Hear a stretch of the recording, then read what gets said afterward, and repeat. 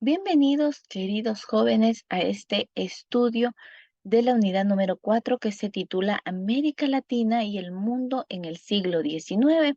Y esta sesión número 1 nos compete estudiar acerca de el imperialismo. Veamos qué podemos aprender en este día.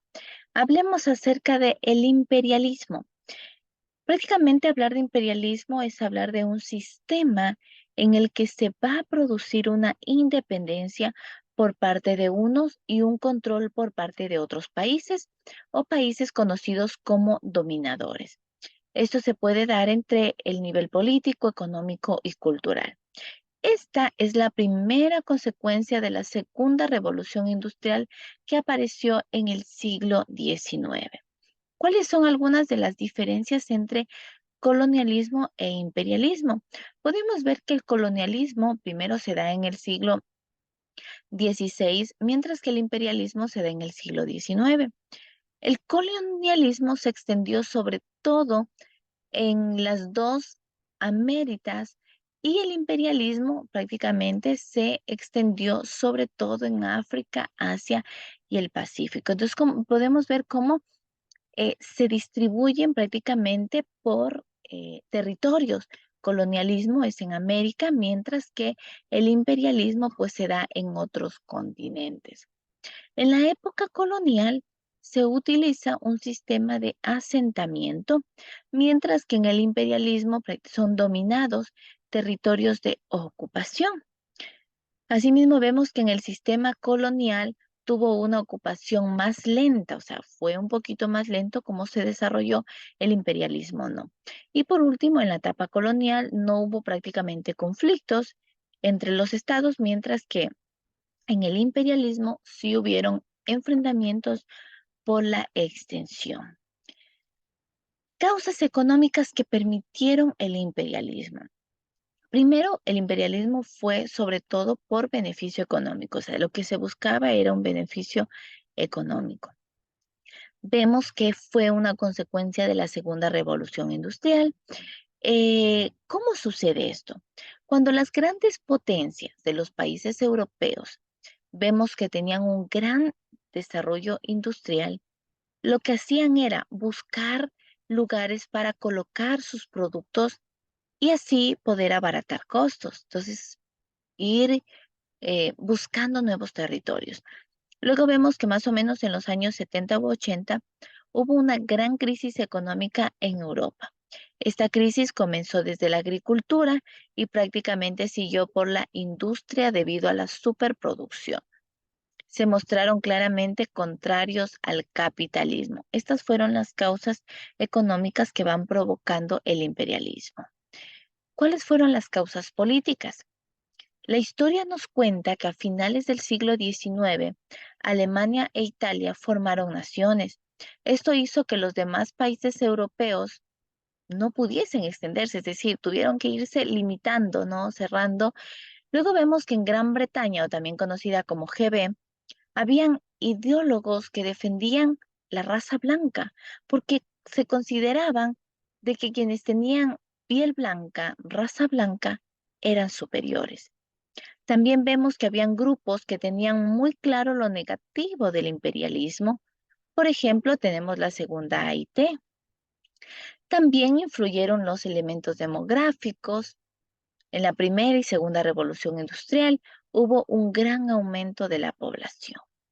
Vemos también que muchos países europeos fueron a colonizar África y por último Gran Bretaña fue dominando territorios en Asia.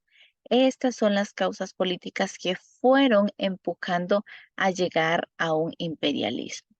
Luego, después de esto, aparecen dos potencias imperialistas. Primero tenemos Estados Unidos, que finalizando el siglo XIX Estados Unidos se convierte en la primera gran potencia, es decir, un país económicamente estable que destaca con el resto de naciones. Y vemos que Estados Unidos se establece en la primera gran potencia, se establece una gran política de dominio prácticamente frente a Europa.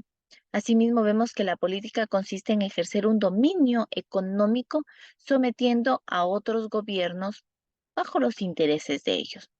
Pero Japón no se queda atrás. En el siglo XIX, más o menos a finales, Japón pasó de ser un territorio de carácter feudal a ser un territorio modernizado, ¿sí? Esto logra que ellos puedan convertirse en una potencia y a esta época se le denomina como la era Meiji. Ahora, ¿cómo se organizaron los imperios coloniales? Es importante ver cómo ellos fueron organizándose en colonias, en protectorados, en mandatos y colonias de doblamiento. Las colonias eran aquellas que no tenían un gobierno y específicamente estaban dependiendo de una metrópoli, mientras que los protectorados eh, nos dice que teóricamente existía un gobierno indígena al que respetaban, pero en la práctica era un gobierno paralelo al dominante. Vemos en cambio los mandatos, que fueron aquellos que nacieron después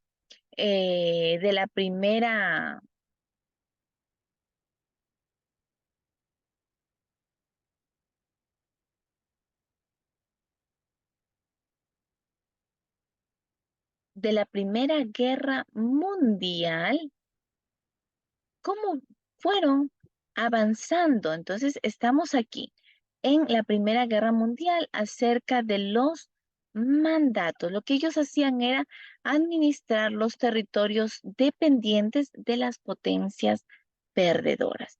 Y por último, nos encontramos con las colonias de doblamiento, que eran aquellas que aseguraban el establecimiento en las colonias de abundante población europea.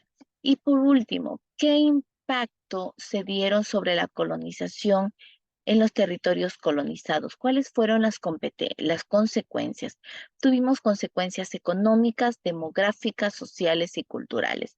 En las consecuencias económicas vemos cómo se cambió el policultivo por un monocultivo, empezó a ser explotada la mano de obra de nuestros indígenas y prácticamente pasaron a depender de la metrópoli.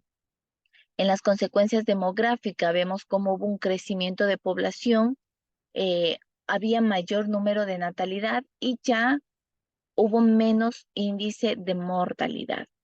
En las consecuencias sociales vemos que hubieron conflictos entre las tribus, por ejemplo, el líder, las personas adultas iban muriendo y al haber enfrentamiento entre tribus, benefició esto al pueblo colonizador. Y por último, las consecuencias culturales, se impuso nuevas culturas por parte de los pueblos colonizadores. Eso ha sido todo, jóvenes, un excelente día.